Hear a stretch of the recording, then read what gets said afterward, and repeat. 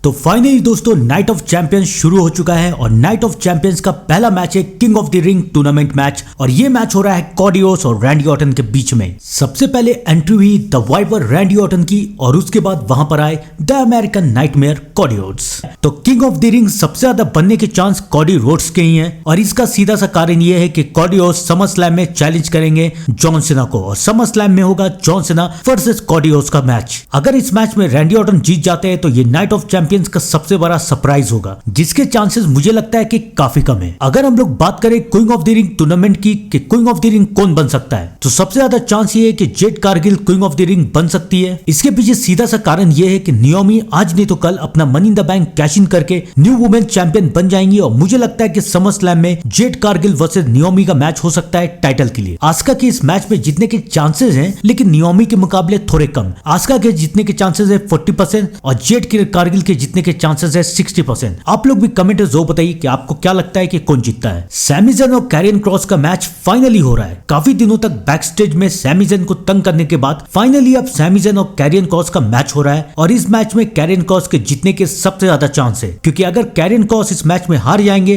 तो सैमी और carrion cross की कहानी आगे कैसे बढ़ेगी। तो इस मैच में जीत सकते हैं कैरियन क्रॉस। तो आइए दोस्तों अब जानते हैं कि जॉन सीना और सीएम पंक के मैच में क्या होगा। इस मैच में बहुत कुछ हो सकता है, सरप्राइजेस और रिटर्न इस मैच में भरे हुए हैं। तो आइए जानते हैं कि इस मैच में क्या क्या हो सकता है। जॉन सीना और सीएम पंक के मैच में सबसे ज्यादा चांस तो ये है कि जॉन सीना इस मैच के विनर बन के सामने निकलेंगे। समर स्लैम आने वाला है और समर स्लैम से पहले जॉन सीना अपना टाइटल तो हारने से रहे तो मुझे लगता नहीं है कि जॉन सीना सीएम पंक से अपने टाइटल को हारेंगे। अगर डब्ल्यूडब्ल्यूई अपने फैंस को एकदम शॉक करना चाहे, एकदम सरप्राइज करना चाहे या फिर जॉन सीना की किसी मूवी के डेट सामने आ गए और जॉन सीना को जाना है तो फिर ऐसा हो सकता है कि जॉन सीना अपने टाइटल को ड्रॉप कर दे। लेकिन ये टाइटल तब भी सीएम पंक के पास जाए इस बात के चांसेस बहुत कम है। मुझे लगता है कि अगर जॉन सीना अपने टाइटल को ड्रॉप भी करेंगे तो ये टाइटल जाएगा सेथ फ्रिकिंग रॉलिंग्स के ऊपर। इस मैच में सबसे ज्यादा चांस ये है कि सेथ फ्रिकिंग रॉलिंग्स अपना money in the bank cash in करने के लिए इस मैच में आएंगे और उसके बाद सेथ रॉलिंग्स अपना मनी इन द बैंक इस मैच में कैश इन करने की